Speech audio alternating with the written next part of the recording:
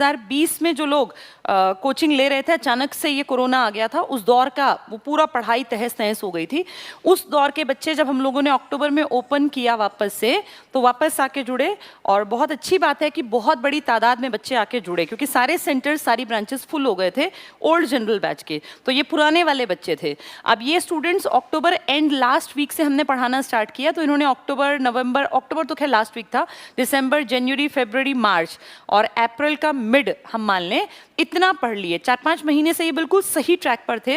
और अगर अब ये कोरोना का दौर दोबारा नहीं आता, तो जो एग्जाम्स होने वाले थे ओल्ड जनरल के बच्चे उसके लिए तैयार अच्छे खासे हो गए थे। पर जिस चीज़ पे आपका और मेरा कंट्रोल नहीं है, तो उसका दुख भी नहीं मनाना चाहिए। कोई बात नहीं, इन लोगों को मैंने अपने पार्ट पर, क्योंकि पुराने बच्चे हमारे जुड़े हुए होंगे, जितने स्टूडेंट्स हैं उनके लिए बता रही हूँ। ओल्ड बैच में हम लोग देखो आते, मैंने सबसे पहले पॉलिटिकल साइंस कंप्लीट कराई थी अक्टूबर नवंबर में। फिर हमने हिस्ट्री पढ़नी स्टार्ट की थी, और हिस्ट्री के 3 पार्ट्स हैं, जिनमें से एंशिएंट हमने कंप्लीट कर लिया था, मिडिएवल हाफ हो गया था, मॉडर्न नहीं किया था। और मॉडर्न इसलिए नहीं कराया था, मैंने कहा था जब एग्जाम आएगा तो बहुत सारा इसका हिस्सा यूट्यूब पे है, फिर क्लास में करा दूंगी। पॉलिटिकल साइंस हमने दोबारा से एक डिटेल्ड स्टडी शुरू की थी, और शायद 1-1.5 महीना ही हुआ है। हम लोग किताब का आधा हिस्सा पूरा कर चुके थे।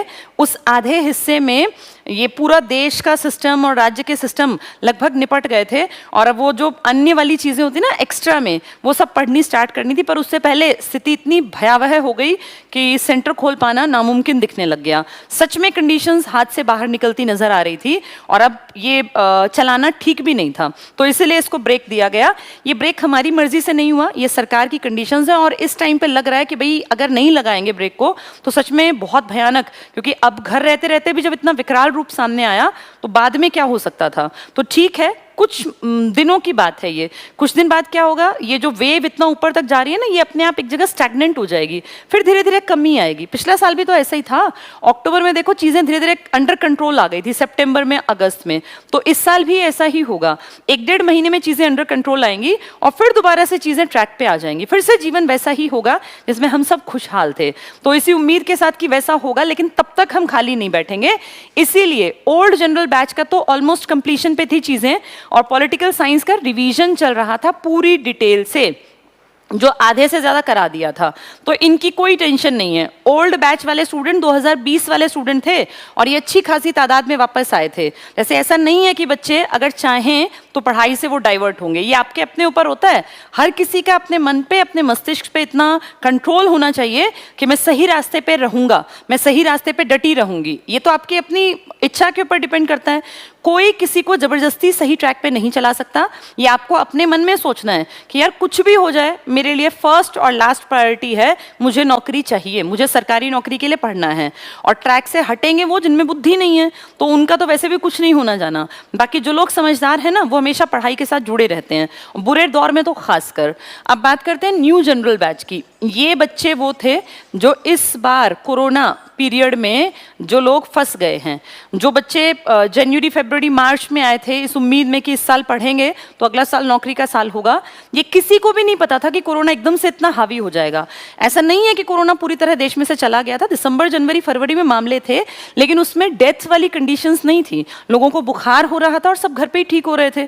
और दिल्ली में और हर जगह देखिए हर चीज़ तो खुल गई थी। मॉल्स खुले हुए थे, स्विमिंग पूल्स खुले हुए थे, थिएटर्स खुले हुए थे, सिनेमा हॉल, हर चीज़ खुली हुई थी। फिर दोबारा ये स्थिति आएगी, ऐसी कंडीशन ना हमें दिख रही थी ना किसी बड़े आदमी को। तो ये दोषारोपण तो नहीं कर सकते कि ऐसा होना था, लेकिन हाँ, अब हमें कॉन्शियस रहना है। आप लोग पढ़े लिखे लोग हैं, WHO की बात अगर आपने सुनी हो, तो ये बहुत जल्दी खत्म होने वाली बीमारी नहीं है। और अभी भी हम इस गलतफहमी में ना रहें कि ये एकदम से चली जाएगी। चली जाएगी, केसेस कम हो जाएंगे। वो जो पीक अभी दिखाई दे रहा है ना, पहुंचने की स्टेज पर है, वो ढलेगा। लेकिन हो सकता है फिर थर्ड वेव आए। पहले से अपने आप को तैयार रखना पड़ेगा। लेकिन उस थर्ड वेव के बीच का जो दौर है, इस दौर में सारी चीजें एज यूजुअल जैसी पहले चल रही थी ना, फिर से हो जाएंगी। तो अपने आप को तैयार रखना पड़ेगा हर सिचुएशन के लिए। 2021 में जो बच्चे हमारे पास न्यू जनरल बैच में पढ़ रहे थे, इन बच्चों की पढ़ाई में बहुत बड़ी एक बाधा आई है। लेकिन ऐसा सेम पिछली बार भी हुआ था, और उन बच्चों ने मेरे ख्याल मार्च मिड में बंद हुआ था सेंटर, और अक्टूबर के लास्ट वीक में खुला था। तब हमने उनको पूरा मिड मार्च से लेके और अप्रैल, मई, जून, जुलाई, अगस्त, सितंबर, इतना पूरा टाइम पीरियड उनके कार्ड्स पे बाकायदा बढ़ा के लिखा था। जो बच्चे पढ़ रहे थे उनको ये बात पता है, ना पढ़ने वालों को तो कुछ पता ही नहीं होता, वो कुछ भी बोल सकते हैं, लेकिन जो बच्चा रेगुलर आ रहा था सभी ब्रांचेस पे ये हमने ऑर्डर दिया था यहीं से हेड ऑफिस से कि सबका time period as it is बढ़ाना है। जितना टाइम पीरियड घट गया ना कोरोना के चक्कर में, ये उनको आगे मिलेगा। और ओल्ड जनरल बैच पूरे का पूरा ऐसे ही पढ़ रहा था अपने उसी कार्ड पे, बढ़े हुए एक्सटेंडेड कार्ड पे, उस पर एक्सटेंड कर दी गई थी डेट। जो न्यू जनरल के बच्चे हैं अब इनके ऊपर सेम कंडीशन आ गई, क्योंकि पिछले साल मार्च में ऐसा हुआ था, इस बार अप्रैल में हो गया। पता किसी को नहीं होता कि कब क्या हो जाए, तो ये प्रेडिक्टेबल नहीं था, तो कोई बात नहीं, हम इसके लिए भी तैयार रहे। न्यू जनरल बैच के बच्चों में मैं अपने सब्जेक्ट के बारे में बताती हूँ। मैं हिस्ट्री पढ़ा रही थी और हिस्ट्री में हमने एंशिएंट का न्यू जनरल के हिसाब से पूरा किया था, ओल्ड के हिसाब से नहीं, और मेडिएवल इंडिया करा दिया था, और मॉडर्न इंडिया का बिल्कुल एंड आ गया था, बिल्कुल लास्ट 1942 का भारत छोड़ो आंदोलन और आज़ादी की यात्रा मैंने पूरी करा दी थी। अब जब ये हफ्ता बीतता, पिछला हफ्ता, तो मेरे दिमाग में था कि मैं Monday onwards political science start कर दूंगी न्यू जनरल बैच में, ये मुझे स्टार्ट करना था। और ओल्ड में पॉलिटिकल साइंस रिवीजन चल रहा था, तो जिनका जो भी नुकसान हुआ न्यू जनरल बैच वालों का, अब जितने महीने ये क्लोज रहेगा, मुझे लगता है इस बार उतना लंबा नहीं चलेगा ये, और जैसे ही थोड़ा सा इसका जो ये पीक पहुंच के थोड़ा घटेगा ना, तब शायद चीज़ें नॉर्मलाइज होने की तरफ चल पड़ेंगी, क्योंकि उसका एक साल हमने देख लिया ना कि किस तरह से चीज़ें धीरे धीरे करके ट्रैक पे भी आती हैं। तो इस साल उम्मीद है कि 2-3 महीने में, 4 महीने में सब चीज़ें वापस नॉर्मलाइजेशन की तरफ आ जाएंगी।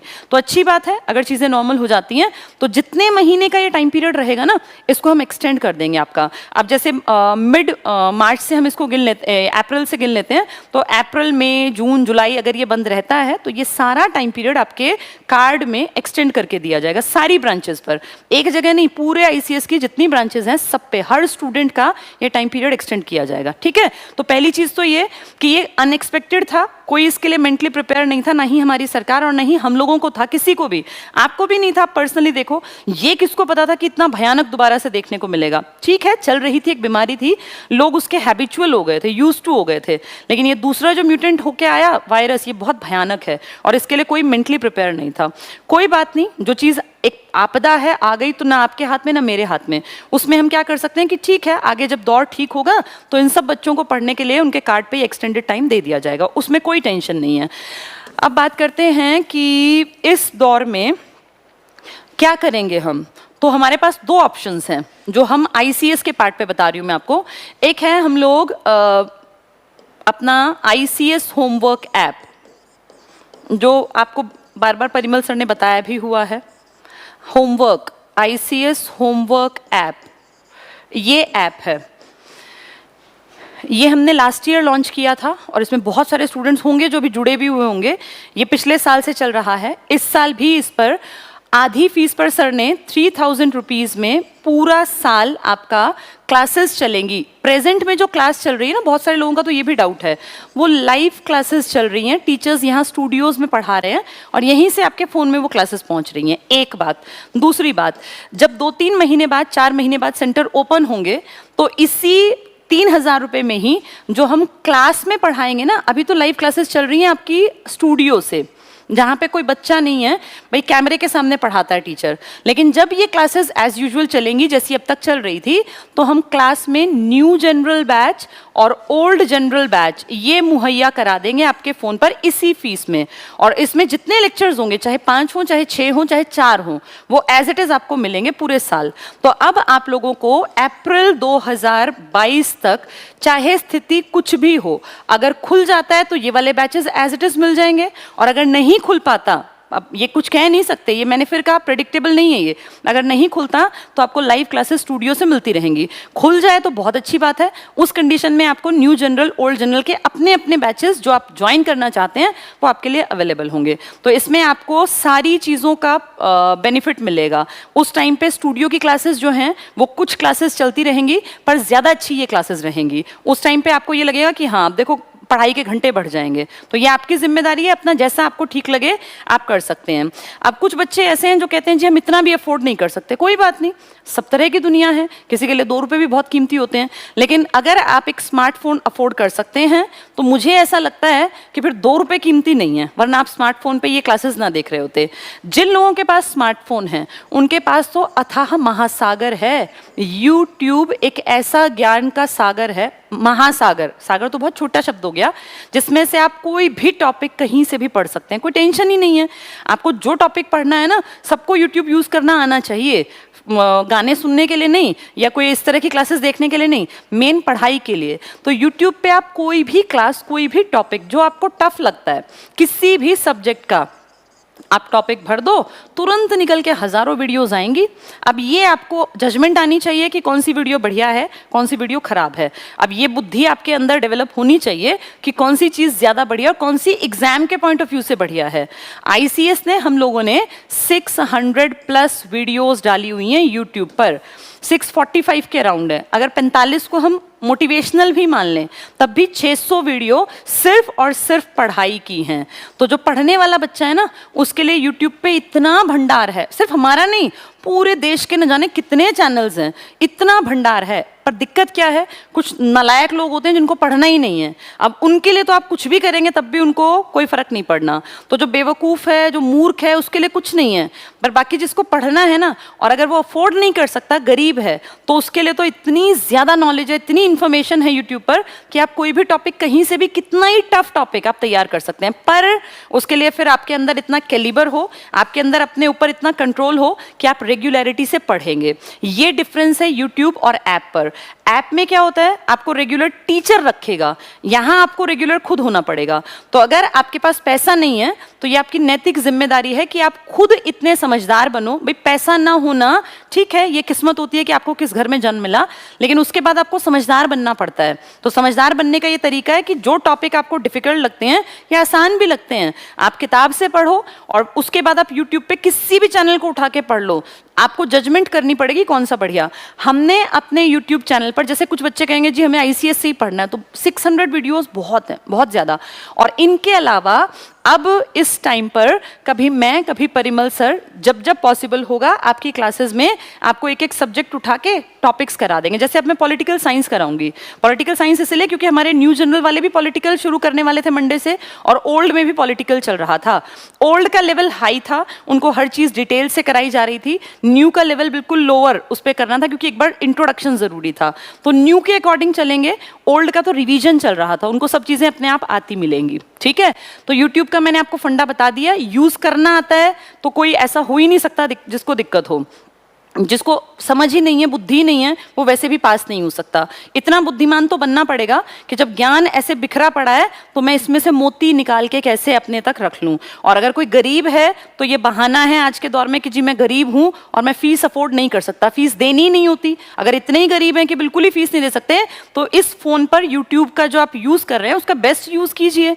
जो लोग फी पे कर सकते हैं वो अपनी फी पे करके पढ़ लें, जो नहीं कर सकते वो यूट्यूब पे पढ़ लें। दोनों ऑप्शन हैं, कोई जबरदस्ती किसी के साथ नहीं होती। जिसको अच्छा लगे वो पढ़े, ये आपका पैसा है, आपकी मर्जी है। आपका जो मन करे वो चैनल देखें, आपका जो मन करे वो आप ऐप ले, आपका जैसा मन करे आप वैसे पढ़ें। ये आपकी नैतिक जिम्मेदारी है कि आपको अपना पर्सनल जीवन अच्छा बनाना है। ठीक है, चलिए आज हम लोग शुरू करते हैं पॉलिटिकल साइंस। मैंने पॉलिटिकल साइंस की ना कम से कम 20-25 वीडियो बना के डाल दी थी पिछले साल, और बहुत अच्छा पढ़ा है वो। उसमें ऐसा नहीं कि उसमें मैंने ऐसे ही पढ़ा, बहुत बढ़िया एक एक टॉपिक को बहुत डिटेल से, ढंग से क्लियर किया था। पढ़ने वाले को तो पढ़ना हो तो वहाँ से भी पढ़ सकता है वो। लेकिन कुछ बच्चे कहते हैं नहीं जी लाइव पढ़ेंगे, तो ठीक है पॉलिटिकल साइंस हम यहाँ दोबारा पढ़ लेते हैं, कोई इशू नहीं है। पॉलिटिकल साइंस इसका मतलब क्या है, राजनीतिक विज्ञान। पहली चीज तो साइंस इसमें क्यों आया, आप सब जानते होंगे। साइंस का मतलब होता है कोई भी चीज साइंटिफिक चीज होती है जिस पे आप तर्क दे सकें, जिसको आप लॉजिक से जोड़ सकें। साइंस कभी भी इलॉजिकल बातों के साथ नहीं चलता। साइंस में हमेशा हर चीज का कोई ना कोई लॉजिक, कोई ना कोई कारण होता है। तो पॉलिटिकल के साथ साइंस शब्द जोड़ने से तात्पर्य है, इसका मतलब है कि पॉलिटिक्स में भी तर्क देके आप चीजों को सही और गलत के रूप में मानने लगते हैं। तो पॉलिटिकल साइंस बेसिकली राजनीतिक राजनीतिक विज्ञान है और यहाँ भी तर्क की इम्पोर्टेंस है। हमारे लिए इम्पॉर्टेंट क्या है, क्योंकि हम पॉलिटिकल साइंस कोई एमए नहीं कर रहे हैं, इसलिए हमारे लिए ज़रूरी है कि हम पॉलिटिकल साइंस को कॉम्पिटिटिव एग्जाम के पॉइंट ऑफ व्यू से पढ़ें। वही हमारा टारगेट है। यहाँ कोई बीए एमए की क्लास तो होगी नहीं, तो इसलिए उस नज़रिए से देखेंगे। इस टॉपिक में सबसे पहला टॉपिक जो एग्जाम कवर करेगा वो संविधान का करेगा। अब जैसे पॉलिटिकल साइंस में इसकी परिभाषा क्या है, किसने क्या कहा, वो नहीं आएगा पेपर में। 1 मार्क के क्वेश्चन में इस तरह के क्वेश्चंस नहीं आते। संविधान सबसे इंपॉर्टेंट टॉपिक है जहां से पढ़ा जाता है। संविधान है क्या, इसी को आप कॉन्स्टिट्यूशन कहते हैं, और आज की क्लास में यही शुरू करना था। कॉन्स्टिट्यूशन, सम जमा विधान। हम अपनी अगर बात, मैं अपने इंडिया के पॉइंट ऑफ व्यू से बात करूं तो संविधान बेसिकली एक लिखित दस्तावेज है, रिटन डॉक्यूमेंट्स हैं, एक किताब समझ लीजिए। बहुत नॉर्मल सी भाषा में बातें करेंगे, कोई बहुत टफ नहीं, क्योंकि मेन चीज़ है कॉन्सेप्ट क्लियर हो। तो एक किताब मान लीजिए, लिखित में, रिटन फॉर्म में डॉक्यूमेंट्स हैं, जिसमें यह बताया गया कि आपका पूरा देश कैसे चलेगा, आपका एडमिनिस्ट्रेशन कैसे चलेगा, प्रशासन कैसे चलेगा, किस आदमी की क्या जिम्मेदारी होगी।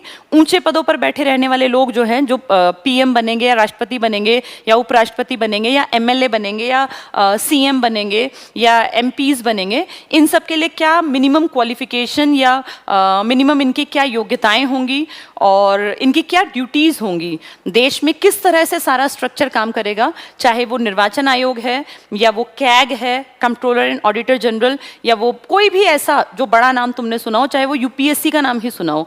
ये सब आपकी उस किताब में लिखा है कि आपका देश चलेगा कैसे। और उस किताब के ही कारण ये दुनिया की, वर्ल्ड की सबसे बड़ी डेमोक्रेसी जिसको हम कहते हैं इंडिया, ये चल पा रहा है। अगर वो किताब ना होती तो न जाने कितने दंगे फसाद होते, और कोई अपने को ऊपर मानता और कोई दूसरे को ऊपर मानता। तो इन सब से बचने के लिए हमारी वो किताब लिखने में बहुत सारे लोगों ने काम किया। वो किताब, जिसको मैं किताब बोल रही हूँ, वही आपके भारत का कॉन्स्टिट्यूशन है, वही हमारा संविधान है। तो ये किताब एक आदमी ने नहीं लिखी, और इस किताब को लिखने के लिए ऐसा भी नहीं है कि 2-4 लोग बैठे और 2-4 दिन में लिख दी, नहीं। इसका एक बैकग्राउंड बहुत पुराने टाइम से तैयार हो रहा था। और आप सभी लोग जानते हैं कि इंडिया पर 200 साल तक राज किया है अंग्रेजों ने। कभी BEIC के नाम पर, ब्रिटिश ईस्ट इंडिया कंपनी के नाम पर 100 साल, 1757 प्लासी से अगर पढ़ते हैं हिस्ट्री, इतनी तो आपने 8वीं 9वीं में पढ़ी रखी है, और 1857 की महान क्रांति तक, तो 100 साल वो वाले। और उसके बाद 1857 से 1947 यानी 90 साल जब महारानी ब्रिटेन, क्राउन का राज हमारे देश पर रहा। 190, तो राउंड फिगर में हम कहते हैं 200 साल तक भारत पे राज कर गए अंग्रेज। और इन अंग्रेजों के कारण बहुत सारी चीजें हमारे देश में, हमारे समाज में, पूरी सिस्टम में परिवर्तन लाने वाली भी घटित हुई। इन्हीं में एक मोटी मोटी सी अगर मैं बात करूं तो सबसे पुराने की बात करें तो रेगुलेटिंग एक्ट का जिक्र किया जाता है। रेगुलेटिंग एक्ट जो आपका 1773 में आया था। फिर ऐसे ही एक पिट्स इंडिया एक्ट आया था, पिट्स इंडिया एक्ट, पिट्स एक्ट भी बोल देते हैं। ये इसके कुछ साल बाद 1784 में आया, और फिर एक सीरीज चली थी पूरे की पूरी। अगर मैं मोटा मोटा बताऊं आपको तो 1909 से हम मान लेते हैं, फिर 1919 बहुत इंपॉर्टेंट, फिर 1935 इंपॉर्टेंट, और फिर आपकी संविधान सभा 1946 की, और फिर आपके संविधान लिखने का काम करने वाले वो महान लोग जिनके कारण आप और मैं आज बैठ के कहते हैं कि वर्ल्ड की सबसे बड़ी डेमोक्रेसी इंडिया है। तो ये डेमोक्रेसी ऐसे ही नहीं बनी, बहुत लोगों ने जद्दोजहद करके, दिन रात एक करके, लाखों रुपए खर्च हुए, और सारी मीटिंग्स को बहुत ध्यान से चीजों को पढ़ा। कहते हैं 60 देशों का तो संविधान पढ़ा गया था, अलग अलग देशों का, कि कहां से क्या बेस्ट हम उठा के अपने संविधान में डाल लें। 1909, 1935 हिस्ट्री पढ़ने वाले अच्छी तरह जानते हैं ये 3 सन क्यों इंपॉर्टेंट हैं। 1909 मार्ले मिंटो सुधार है, मार्ले और मिंटो, मिंटो आपके वायसराय और मार्ले भारतीय सचिव। ऐसे ही 1919 के मॉन्टेग्यू चेम्सफोर्ड सुधार हैं, चेम्सफोर्ड अपने यहाँ थे और मॉन्टेग्यू आपके सचिव थे। और इस तरह से 1935 में भारत शासन अधिनियम। तो ये 3 इंपॉर्टेंट हैं। इसका नाम मैंने बताया आपको मार्ले मिंटो। वैसे ये हिस्ट्री का टॉपिक है आधुनिक भारत का, लेकिन क्योंकि बैकग्राउंड समझना जरूरी है इसलिए नाम बता रही हूँ। मार्ले मिंटो सुधार के नाम से 1909 के भारतीय परिषद अधिनियम, 1919 का मॉन्टेग्यू आदमी है ये मार्ले और मिंटो, और ये भी आदमी है। मॉन्टेग्यू अलग आदमी है और चेम्सफोर्ड अलग आदमी हैं, इनके नाम के भी सुधार, बहुत सारे चेंजेस किए गए थे। अगर मैं बहुत मेन बात पे फोकस करूं तो 1909 में हिंदू मुसलमानों के जो एरियाज थे ये डिफाइन कर दिए गए थे, और 1919 में हिंदू मुसलमान और सिखों के भी एरियाज जो इलेक्शन वाले थे ना, सीट्स जो थी ये अलग कर दी गई थी। 1935 का भारत सरकार अधिनियम, इसको गवर्नमेंट ऑफ इंडिया एक्ट भी बोल देते हैं, GOI, government of India act 1935 है, ये भी एक्ट ही, इनके सन से इनकी इंपॉर्टेंस है। इस 1935 में ये सब अंग्रेज कर रहे हैं, इसके पैरेलल आप भी तो कुछ कर रहे होंगे ना, आपके जो पूर्वज थे, चाहे गांधी थे, अंबेडकर थे, नेहरू थे, इनको भी तो चिंता थी, सिर्फ अंग्रेजों को हमारी चिंता थोड़ी थी, इनको भी चिंता थी, तो पैरेलल में वो भी काम कर रहे थे। और अगर अपनी बात में उठा रही हूँ तो हम सबसे पहला जिक्र कर लेते हैं मेन आदमियों का। बैकग्राउंड देखोगे तो बहुत सारे लोग निकलेंगे, अब किताब पढ़ोगे ना तो ढेरों फैक्ट्स उठेंगे। 1928 की नेहरू रिपोर्ट, जिसके हेड थे मोतीलाल नेहरू जी, जिनको कि अपने देश के लोगों ने ही नकार दिया था कि नहीं ये रिपोर्ट बढ़िया नहीं है, बहुत सारे लोग हमारे ही कन्विंस नहीं थे, कहते हैं इसमें भी जिक्र हुआ था एक बेस के रूप में, सब नहीं मानते, इक्के दुक्के आदमी ने इस बात को माना। 1934 में आपके कम्युनिस्ट पार्टी के एक बहुत बड़े लीडर थे MN रॉय, कम्युनिस्ट पार्टी के MN रॉय, इन्होंने कॉन्सेप्ट दिया था कि इस तरह से कॉन्स्टिट्यूशनल असेंबली गठित की जानी चाहिए। तो वामपंथियों का नाम आप जानते हैं, रोज अखबारों में भी कहीं ना कहीं पढ़ लेते हैं, तो MN रॉय बहुत बड़ा नाम है, ठीक है। इसके बाद ये इंडियंस के बिहाफ पे काम हो रहा है। तो 1928, 1934, 1937 में जब पंडित जवाहरलाल नेहरू अधिवेशन की अध्यक्षता कर रहे थे कांग्रेस की, तब भी ये मुद्दा दोबारा उठा था। और ऐसी एक लंबी सीरीज है जिसमें कि आप भी काम कर रहे थे और अंग्रेज भी कुछ सुधारों के नाम पे आपके लिए थोड़ा बहुत काम कर रहे थे, कुछ दिखावटी था और कुछ उनके अपने पर्सनल फायदे के लिए था। खैर 1935 में भारत शासन अधिनियम या भारत सरकार अधिनियम, जब ये एक्ट आया तो इसके बेसिस पर, इनफैक्ट अगर मैं कहूँ तो हमारा जो संविधान है ना, उसका बहुत बड़ा हिस्सा आपने इसी से उठा के देखा है, इसी को हमने बहुत हद तक उठा के, क्योंकि इसमें बहुत सारी अच्छी चीज़ें भी थी, हमने अपने आज के ओरिजिनल संविधान में ऐड कर लिया। तो कई बार ये पूछते हैं कि इंडियन कॉन्स्टिट्यूशन का बेस किसको माना जाएगा, तो आप कहेंगे 1935 का गवर्नमेंट ऑफ इंडिया एक्ट, या जिसको कहते हैं भारत सरकार अधिनियम 1935 का, ये आपका बेस है कॉन्स्टिट्यूशन का, ठीक है। तो इन सब सनों में धीरे धीरे धीरे काम होता गया, और जब सेकेंड वर्ल्ड वॉर छिड़ा 1939 में, तो 39 से ये 1945 तक चला, 1939 से 1945 तक ये चला। और 45 के बाद पूरे वर्ल्ड में ये सबको पता था कि अब सब देश अंदर से इतने खोखले, इतने कमज़ोर हो गए कि लंबे टाइम तक वो दुनिया पे राज नहीं कर पाएंगे। और इन राज करने वालों में सबसे सुप्रीम अगर आप नाम समझते हैं तो आप जान गए होंगे कि वो ब्रिटेन की बात है। सभी देशों को बहुत बड़ा धक्का लगा था सेकेंड वर्ल्ड वॉर में, चाहे वो जीते हुए थे, ब्रिटेन जीतने वालों में था, ABCRF का पलड़ा तो भारी था ना, JGI हार गए थे, जापान, जर्मनी, इटली, और सरेंडर कर दिया था जापान ने जब हिरोशिमा नागासाकी के अटैक के बाद। और उस तरफ America, Britain, Russia, China, France जीते देश थे, लेकिन नुकसान बहुत बड़े पैमाने पे उन्होंने भी खाया था। जब भी कभी वर्ल्ड वॉर होते हैं तो चाहे जीतें चाहे हारें, नुकसान दोनों का होता है, हारे हुओं का ज्यादा होता है, जीते हुए भी नुकसान में ही रहते हैं, क्योंकि वर्ल्ड वॉर का मतलब है कि अंदर तक की सारी ताकत उनकी जो है, उन्होंने पूरा पैसा, व्यवस्था सब चरमरा जाती है जब वर्ल्ड वॉर होते हैं। तभी तो थर्ड से बचने के लिए हर संभव कदम उठाया हुआ है, नहीं तो अगर इतना ही आसान होता तो अमेरिका और ये कोरिया आपस में कब के भिड़ गए होते और इनकी देखा देखी थर्ड वर्ल्ड वॉर हो जाता। तो वर्ल्ड वॉर हमेशा डिस्ट्रक्शन लाता है, जीतने वाले भी इस बात को फील कर गए थे सेकेंड वर्ल्ड वॉर में, और इसीलिए UNO जैसी संस्था का जन्म हुआ था। अमेरिका के शहर में ही साइन किए गए थे, सैन फ्रांसिस्को में, यही तो कारण रहा होगा, नहीं तो अमेरिका को क्या जरूरत पड़ी थर्ड वर्ल्ड वॉर ना हो, क्योंकि नुकसान हमेशा सबका होता है, पूरे वर्ल्ड का साझा नुकसान था सेकेंड वर्ल्ड वॉर में, जीते हारे तो बहुत बाद की बात थी, मानवता का नुकसान था। तो 1939 से 1945 के सेकेंड वर्ल्ड वॉर के रुकने के साथ साथ ये समझ में आ गया सबको कि अब ऐसी कंडीशन नहीं बची कि ब्रिटेन या कोई भी देश दूसरे को उपनिवेश बना के बहुत लंबे टाइम तक रोक सके। और धीरे धीरे उपनिवेश या कॉलोनीज जैसे हम थे, हमें भी ये समझ आ गई थी कि अब हमें आज़ादी के लिए किसी भी हद तक जाना पड़ा तो हम उसके लिए तैयार हैं। आप हिस्ट्री को जानते हैं, 1942 में महात्मा गांधी ने क्या कहा था, करो या मरो। आप खुद सोचो, वो आदमी जो कहता था कि कोई एक गाल पे थप्पड़ मारे तो दूसरा आगे कर दो, अगर वो ये बात कर रहा है कि करो या मरो, या तो मर जाओ या देश को आजाद करा लो। तो ये तो इससे ज्यादा और कोई क्या इशारा देगा? यानी वो लीडर भी इशारा दे रहा है कि अब कंडीशन चाहे बिगड़ती नजर आए, देश की आजादी ही लास्ट हल है। तो अब अंग्रेज इस बात से वाकिफ थे कि अब बहुत लंबा उनका भारत में टिक पाना नामुमकिन था, और शायद इसीलिए सत्ता का हस्तांतरण करने के लिए वो खुद ही राजी हो गए, क्योंकि उनकी स्थिति अंदर से इतनी कमजोर थी। एक तो हमारी नौसेना और इन सब ने विद्रोह कर दिया था, कहीं ना कहीं बहुत बड़ा रोल नेताजी भी प्ले कर गए थे। चाहे नेताजी 45 के बाद नहीं थे, लेकिन लोगों के मन में जो एक विचार चला गया ना, विचार कभी नहीं मरता।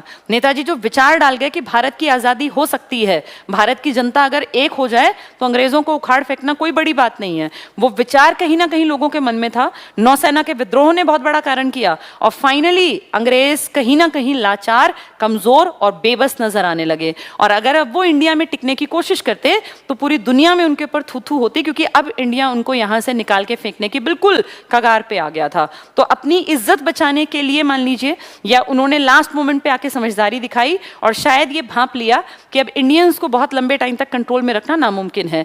इसीलिए उन लोगों ने ये घोषणा कर दी थी ये सेकेंड वर्ल्ड वॉर खत्म होने के कुछ ही समय बाद कि हम इंडिया को सत्ता का हस्तांतरण करके, ट्रांसफर ऑफ पावर करके चले जाएंगे। जून 1948 उन्होंने कहा था हम भारत में लास्ट जो है यहाँ से पूरा अपना काम समेट के और निकल जाएंगे। जून 1948 आपकी आज़ादी आपको दे दी गई 14 अगस्त की रात 12:05 पर। इसलिए आप कहते हैं हम 15 अगस्त को आज़ाद हुए, क्योंकि रात में 12 बजे के बाद आप AM गिनते हैं और आप डेट अगली मान लेते हैं। और यही कारण है कि पाकिस्तान अपनी आज़ादी 14 तारीख की मनाता है और हम 15 अगस्त की, वो 14 अगस्त की, क्योंकि पाकिस्तान का जो आज भी आइडियल टाइम है वो आपके टाइम से आधा घंटा पीछे है। अगर यहाँ अभी 9:30 बजे हैं तो पाकिस्तान में 9 बजे होंगे। हर देश का अपना एक टाइम है ना, आपको टाइम लाइन, टाइम जोन सब पता होने चाहिए, क्योंकि आप कॉम्पिटिटिव पेपर की तैयारी कर रहे हैं। 5वीं 6ठी क्लास में समझाई जाती हैं बातें ज्योग्राफी में, और अगर नहीं पता है तो आप कहीं भी यूट्यूब चैनल पे किसी को भी खोल के देखेंगे टाइम जोन और कैसे फाइंड आउट करते हैं, तो बहुत दुनिया ने पढ़ा रखा है ये, ठीक है। तो 1939 से 1945 सेकेंड वर्ल्ड वॉर के बाद ये क्लियर था कि इंडिया आज़ाद होगा। अंग्रेज सिर्फ हमें नहीं, जहां जहां उनकी बस्तियां थी ना, आप अगर विश्व इतिहास पढ़ेंगे तो आप देखेंगे सिर्फ आप आज़ाद नहीं हुए, आपके अड़ोसी पड़ोसी दूर दराज के इलाके जहां जहां इनका डंका बजता था, इनकी अच्छी पकड़ थी, इनकी पैठ मजबूत थी, वो सब आज़ाद हुए। और आज़ादी के लिए कोई बहुत लंबा संघर्ष नहीं करना पड़ा, क्योंकि अंग्रेज बेसिकली कमज़ोर हो गए थे और वो हर एक देश में उनकी सत्ता को वापस लौटा के उन्हीं की जनता को, उन्हीं के लीडर्स को और फिर चलते फिरते नजर आए। उनमें से एक हम भी थे। तो 1947 में जब आपका देश आज़ाद हुआ, इससे पहले 45 से 47 में अंग्रेज इस बात को समझ गए थे कि अब भारत छोड़ के जाना है।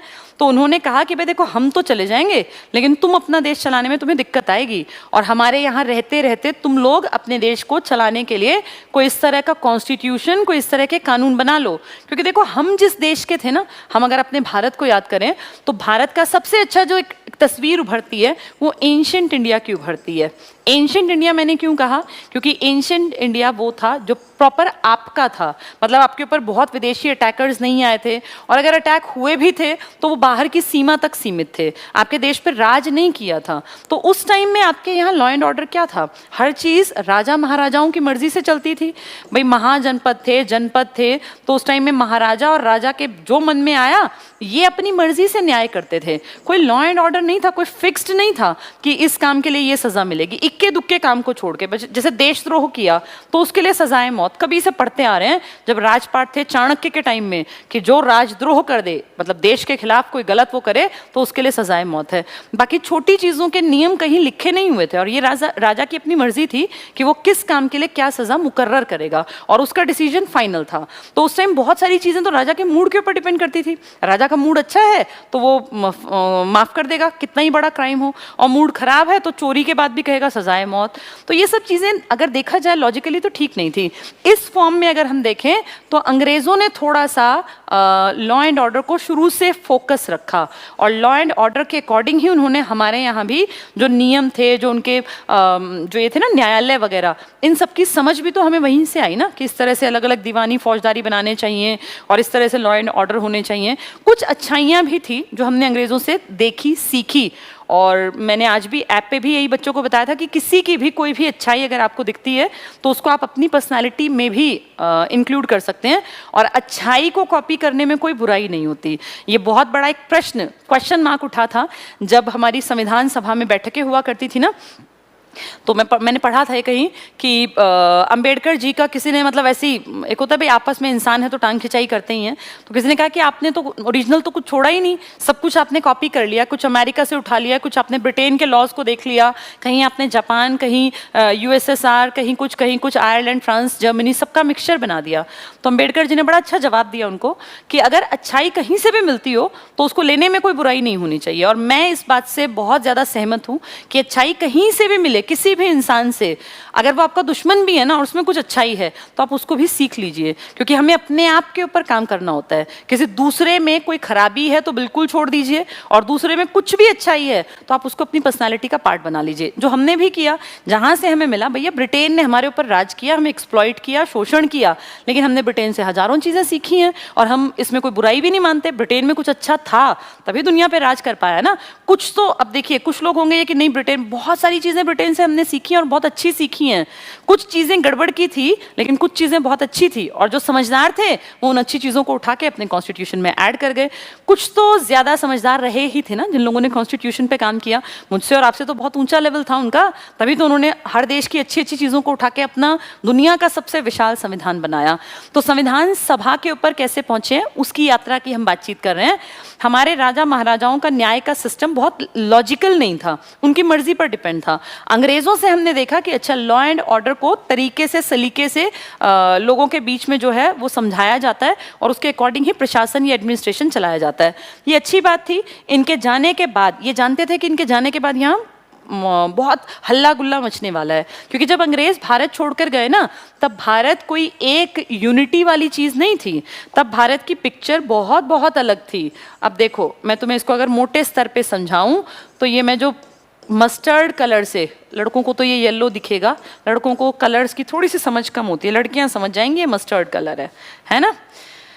चलिए ये देखिए, ये रस्ट कलर है, हो सकता है स्क्रीन पे आपको रेड जैसा दिखे, जंग जैसा कलर होता है ना, इसलिए इसको रस्ट कहते हैं। थोड़ी थोड़ी कॉमन सेंस, जनरल नॉलेज भी बढ़ाते रहनी चाहिए, बेसिक चीज़ें भी। अब जो मैंने ये बनाया, कुछ सर्कल और कुछ ट्रायंगल जैसे बना दिए। इन ट्रायंगल्स को सोच लीजिए ये अंग्रेज़ों का भारत है, ब्रिटिश भारत, जिसपे प्रॉपर अंग्रेज़ों का राज था। और जो मैंने सर्कल टाइप बनाए हैं ना, ये आपकी देसी रियासतें थी, जहाँ आप ही के देश के राजा रजवाड़े राज कर रहे थे। लेकिन वो अपना राज एज सच नहीं कर रहे थे, वो अंग्रेज़ों की अधीनता मान के अपना राज कर रहे थे। यानी वो अंग्रेज़ों की ही कही बातों को अपनी जनता से फॉलो करवाते थे, अंग्रेजों को टैक्स देते थे, बस कहने को वो राजा भर बन के बैठे हुए थे। और ऐसा एक दो नहीं था, ऐसी 565 रियासतें थी। आप खुद इमेजिन करो, आज हम कहते हैं कि भैया 28 राज्य है अपने, 8 यूटी, इसी इतने ही एरिया में, आपने एरिया बढ़ाया तो नहीं ना, इतने ही एरिया में तब पाकिस्तान और आपका था, और ये पूर्वी जो पाकिस्तान यानी आज का बांग्लादेश, ये भी हमारा ही था। उस टाइम पर 565 रियासतें थी और ब्रिटिश भारत था। कमिश्नरी भी था, लेकिन अभी वहां उसकी बात नहीं करेंगे। 565 और ब्रिटिश भारत, दो चीजें आपकी थी।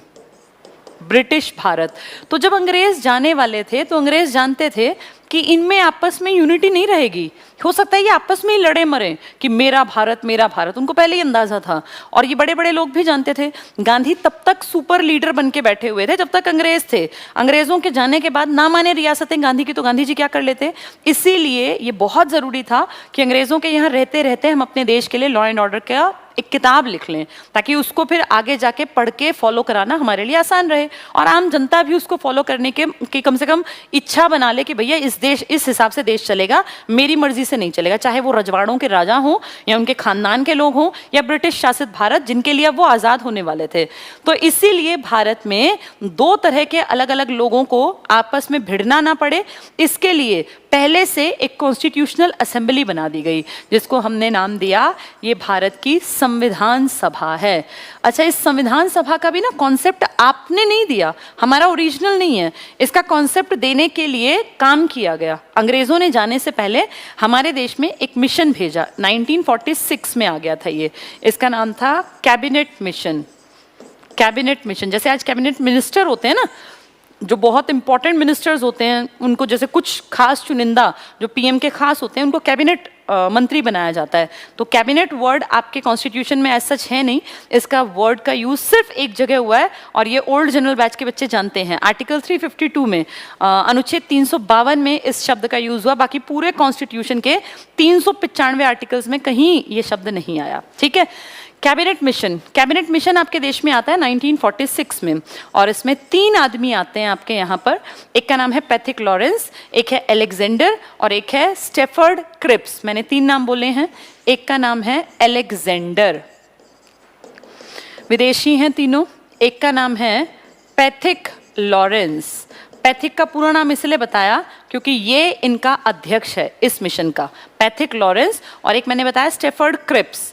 ये क्रिप्स महाशय पहले भी आए थे 1942 में, लेकिन तब इनका आना बेकार गया था क्योंकि इनकी बात किसी ने सुनी नहीं थी। गांधी जी से इन्होंने मीटिंग की थी और कहा था कि आप एक बार सेकेंड वर्ल्ड वॉर में हमारा साथ दे दो ब्रिटेन का, और आप ये आंदोलन मत चलाओ, क्योंकि आंदोलन उस टाइम पे ये भारत छोड़ो आंदोलन की प्लानिंग चल रही थी और ये व्यक्तिगत सत्याग्रह 1940 में था ही। तो पूरा जब अजीबोगरीब से दौर से भारत हिल रहा था, डुल रहा था और लग रहा था पता नहीं क्या होगा, उस टाइम पे क्रिप्स आए थे कि पूरा इंडिया हमारे फेवर में, गांधी जी आप कर दो और फिर देखना हम सेकेंड वर्ल्ड वॉर से उभरते ही आपको डोमिनियन स्टेट्स का दर्जा देंगे।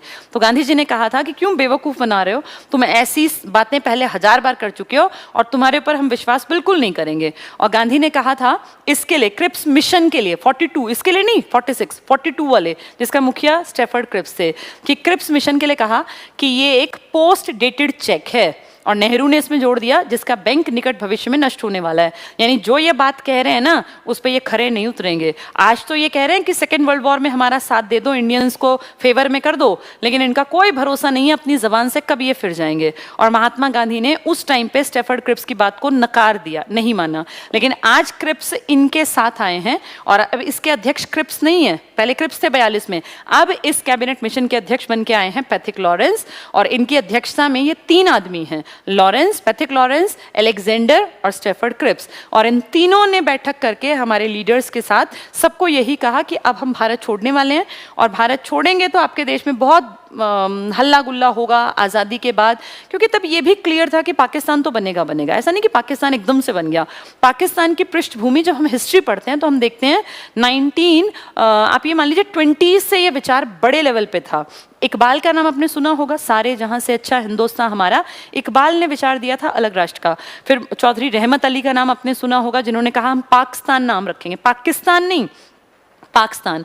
और 1940 में लाहौर अधिवेशन में मोहम्मद अली जिन्ना ने स्पष्ट कहा हमें अलग राष्ट्र पाकिस्तान चाहिए। तो पाकिस्तान एकदम से बनने वाला देश नहीं था। इसकी पृष्ठभूमि भी कहीं ना कहीं 1906 में जब मुस्लिम लीग का बीज बोया था ना इन अंग्रेजों ने, जब मन में ये हिंदू मुस्लिम का ऐसा जहर घोल दिया जो आज तक हम कितनी बार दंगों के रूप में देखते हैं और अब तक निकला नहीं है। उस टाइम से ये था कि पाकिस्तान तो बनेगा। बहुत सारे लोग तो उसी के लिए अपनी सारी एनर्जी को लगाने में लगे हुए थे। तो वो एक अलग मुद्दा है। वापस आते हैं कैबिनेट मिशन ने हमें कहा कि अपने देश की आज़ादी के लिए, आज़ादी के बाद देश को चलाने के लिए अपना कॉन्स्टिट्यूशन लिख लो। और इस मिशन के कहने पे हमने क्या बना दी, अपनी संविधान सभा। और इस संविधान सभा ने इतना बेहतर काम किया कि आज हम प्राउड से कहते हैं कि दुनिया में सबसे विशाल लिखित संविधान भारत का है। हाँ, कुछ कमियां जरूर रही, क्योंकि कोई भी चीज़ जब लिखी जाती है तो उस दौर को ध्यान में रख के लिखी जाती है। हम जब नोट्स बनाते हैं ना, मैंने जब 2000 आप लगा लीजिए 3 में जो नोट्स बनाए होंगे, जब मैं अपनी खुद की नौकरी की तैयारी करती थी, आज वो तो आउटडेटेड हो गए। अब थोड़ी वो है कि वही उसी लेवल पे हैं, चीजें बदली ना। अब जो मैं आज लिख रही हूँ, जो मैं आज नोट्स बना रही हूँ, वो 2003 से बहुत अलग है। तो ऐसे ही ये किताब थी, आपके नोट्स भी ऐसे ही हैं। आप अगर 1.5 साल से 1 साल से तैयारी कर रहे हैं तो आपने जो स्टार्टिंग में नोट्स बनाए होंगे और जो अब नोट्स बना रहे हैं, उनमें जमीन आसमान का अंतर आएगा। इंसान का समझदारी का, मैच्योरिटी का, अंडरस्टैंडिंग का, हर चीज का लेवल बदलता है ना, तभी तो इंसान ग्रोथ करता है। अगर 10 साल पुरानी चीज भी आज वैसी की वैसी है तो ग्रोथ हुई ही नहीं है। ये तो हर महीने हर साल चेंजेस आते हैं पर्सनालिटी में, बस फील करना पड़ता है कि हाँ हम लर्निंग कर रहे हैं। और लर्निंग क्या है? चेंज इन बिहेवियर, और कैसा चेंज? Relatively permanent change. हम अपनी पर्सनालिटी को धीरे धीरे धीरे इंप्रूव करते जाते हैं, इसी को लर्निंग कहते हैं। लर्निंग कुछ अनोखी चीज़ नहीं होती। तो हम लोगों ने बहुत सारी चीज़ें बदली और इसीलिए वर्ल्ड के सबसे विशाल लिखित संविधान में भी 104 बार अमेंडमेंट हम करके आज 2021 में इस बात को कहते हैं कि भारत का संविधान वर्ल्ड का सबसे विशाल, सबसे विशाल लिखित संविधान है। और ये 1950 में भी इतना ही विशाल था। इसमें हमने और ऐड कर करके 104 बार अमेंडमेंट किए। न जाने कितने सारे आर्टिकल्स के टॉपिक्स उनके ऐड करते चले गए। आर्टिकल्स के नंबर नहीं बढ़ाए, अनुसूचियों के नंबर बढ़ा दिए, लेकिन बहुत सारे नए नए शब्दों को इसमें हमने इंक्लूड किया और जैसी ज़रूरत थी उसके अनुसार संविधान को संशोधन भी किया, जो कि बहुत ज़रूरी है। इंसान बदलता है, ज़रूरतें बदलती हैं, तो नियम भी तो बदल जाते हैं ना। और इस तरह से हमारा संविधान लिखने का काम 2 साल 11 महीने 18 दिन में जाके पूरा हुआ। आज मैंने एक बैकग्राउंड के बारे में आपसे बातचीत की, बहुत सारे फैक्ट्स हैं जिनके ऊपर हम कल बातचीत करेंगे, ठीक है। उम्मीद करती हूँ क्लास बहुत लंबी नहीं लूँगी, वैसे पौना घंटा हो गया बातचीत के दौरान, पता ही नहीं चला। मैं पूरी कोशिश रखूंगी पॉलिटिकल साइंस में कि कॉन्सेप्ट क्लियर हो। फैक्ट्स आप किसी भी किताब से उठा के पढ़िए। अब जैसे कई बार बच्चे पूछते हैं, जनरली बच्चे पूछते हैं कि मैम कौन सी बुक से पढ़ें। मैं एक चीज़ कहती हूँ, जिसके पास जो किताब है ना उसको मानो वो बेस्ट किताब है, उसी से पढ़ लो, कोई दिक्कत नहीं है। जब आपने खरीदी है ना किताब, आपने पैसा लगाया, उससे पढ़ लो। आप उसको सारे को पढ़ के देखो, जो जो टॉपिक आप पढ़ते, जैसे आपने पॉलिटिकल का ये टॉपिक पढ़ा आज, इसको हम कह सकते हैं संवैधानिक विकास का इतिहास। भाई संविधान का विकास कैसे हुआ, कि पिट्स इंडिया एक्ट में क्या बात थी, या रेगुलेटिंग एक्ट में क्या बात थी, या 1909 में क्या खास था, फिर 19 में क्या था, 35 में क्या था, कैबिनेट मिशन क्या था। तो इसको संवैधानिक विकास का इतिहास कह देते हैं। तो बुक जो भी उठाओगे ना, सब में ये सब टॉपिक मिलेंगे। कोई किताब खराब नहीं होती, किताब लिखने वाले ने जी जान लगा के किताब लिखी होती है। तो आपके पास जो किताब है उससे पढ़ लो, कोई इशू नहीं है, बस पढ़ लेना। नहीं पढ़ोगे तो कुछ नहीं आएगा। हर इंसान को अपने हिस्से की मेहनत करनी पड़ती है और वो सबने की है। जितने लोग आज कामयाब हैं, पैसा कमा रहे हैं, उन सबने समय रहते अपने कैलिबर को बढ़ाया है, अपनी योग्यता, अपनी क्षमता को बढ़ाया है, तभी दुनिया पैसा कमा पाती है। हाथ पे हाथ रख के बैठने वाले कभी पैसा नहीं कमाते। और इसीलिए हमेशा कोशिश करो कि अपनी पर्सनैलिटी को आगे पॉजिटिव डायरेक्शन में मोड़ते जाओ, और ये आपके अपने हाथ में है। कोई मोटिवेशनल स्पीकर आपको नहीं बदल सकता, कोई भी आपका टीचर्स, पेरेंट्स आपको नहीं बदल सकते, बशर्ते आप खुद को बदलना चाहें। जिस इंसान ने ये सोच लिया ना, मुझे अच्छा बनना है, मुझे बेहतर इंसान बनना है, मुझे रोज़ सीखना है, मुझे रोज़ कुछ ना कुछ अपनी पर्सनैलिटी में एनहांस करना है, वो बदलेगा और उसको बदलने से कोई रोक नहीं सकता। तो आज के लिए इतना ही, और अब जब भी मौका मिलेगा 1-2 दिन में मैं इस टॉपिक को कंटिन्यू कराऊंगी और धीरे धीरे करके हम पॉलिटिकल साइंस का जो बहुत इंपॉर्टेंट टॉपिक्स है ना, वो सारे पढ़ लेंगे, ठीक है। चलिए आज इतना ही पढ़ लेते हैं। सब लोग खुश रहिए, अपने आसपास वाले लोगों को डराइए मत बिल्कुल भी। और जो इस तरह की वीडियोस आती हैं जिनमें कि आपको देख के खुद आपका मन दुखी होता है, वो बिल्कुल फॉरवर्ड मत कीजिए। कहाँ पे कितनी लाशें जल रही हैं, क्या हो रहा है, इसको देख के इंसान सिर्फ और सिर्फ दुखी हो सकता है। ऐसा नहीं है कि कोरोना पे फर्क पड़ने वाला है। कोरोना जिस स्पीड से चल रहा है, वो अपने आप नेचुरल तरीके से जब पीक से नीचे आएगा ना, तब शांति अपने आप आ जाएगी। इस दौर में हमारी ये नैतिक जिम्मेदारी भी है कि कोई भी गलत इस तरह की वीडियो जिससे कि लोगों को देख के परेशान हो, वो मेंटली वो स्ट्रेस में आए, वो एंग्जाइटी फील करें, ऐसा नहीं बढ़ाना हमें। अच्छे मैसेजेस भेजिए। आज बड़ा अच्छा एक मैसेज मैंने पढ़ा अभी आने से पहले ही, 9 बजे से पहले 2 मिनट पहले फ़ोन देखते हुए। अभी मेरी अपनी बड़ी सिस्टर से बात हुई, उसने मुझे वही बात बताई कि एक आदमी, आपने भी शायद सुना हो, एक आदमी 85 साल का था और हॉस्पिटलाइज था। वो ऑक्सीजन वाला पूरा उसको बेड मिला हुआ था। तो प्रॉपर जैसे होता है ना भाई, सुविधा के नाम पे सब कुछ था। उसी हॉस्पिटल में एक महिला आई, बहुत रो रही थी। उसका 38 साल की महिला थी, 40 साल का उसका हस्बैंड था। बहुत रो पीट रही थी, बहुत परेशान। उसके हस्बैंड को सांस लेने में तकलीफ थी। 40 साल के लोग कोई बहुत बड़े तो होते नहीं, सोचो छोटे छोटे बच्चों के पिता होंगे वो, तो उस औरत को कितना भय, कितना डर होगा। और वो रो रही थी, बार बार परेशान थी, कभी इधर भागती कभी उधर भागती। उन अंकल की देखिए कितनी बड़ी बात है, मतलब मेरे मन को बहुत छुई ये बात। उन्होंने क्या कहा, उन्होंने पहले ऑब्जर्व किया कि औरत इतनी परेशान क्यों है, और वो कभी इधर भागे, क्योंकि उनको बात तो करता ही नहीं। कोई कहता है वहाँ जाके लिखवा के लाओ, वहाँ पता करो, ये पता करो। उस कंडीशन में जब आपके घर वाला सामने, आपका कोई बहुत क्लोज आदमी सांस लेने में जिसको दिक्कत हो रही है, आप उसके पास उसको छोड़ के अकेला, और आप कभी इधर भाग रहे हैं कभी उधर भाग रहे हैं, तो सोचो उस टाइम उस इंसान की फील करके देखो क्या कंडीशन होगी। उन अंकल जी ने उसको फील किया कि इस महिला को बहुत ज़रूरत है, इस आदमी को। तो वो तुरंत उस महिला के पास गए और बोले, बेटा मेरा जीवन तो बस मैंने बहुत जी लिया, मैं 85 साल का हो गया और तुम्हारा हस्बैंड बहुत यंग है, इसकी बहुत ज़रूरत है तुम्हें और तुम्हारे परिवार को। और बोले मैं अपना बेड इसको दे देता हूँ। तो उन्होंने हॉस्पिटल की अथॉरिटी को कहा कि भाई मेरा बेड इनको दे दो, तो वो नर्स और डॉक्टर्स बोले नहीं नहीं जी हमारे ऊपर केस हो जाएगा और आपका तो 1 मिनट लगेगा, हमारी नौकरी चली जाएगी, ये वो है। तो उन्होंने कहा भाई मैं क्या करूं कि जिससे तुम्हारी नौकरी बची रहे और मैं अपना बेड इस लड़के को देना चाहता हूं। तो उन्होंने कहा आप हमें लिख के दे दो। तो उन्होंने कहा ठीक है मैं लिख देता हूँ। वही 5-10 आदमी थे वहाँ और थोड़ा वीडियो वगैरह बना ली, उन्होंने लिख दिया मैं बिना किसी दबाव के अपनी मर्जी से ये बेड इस बच्चे को दे रहा हूँ।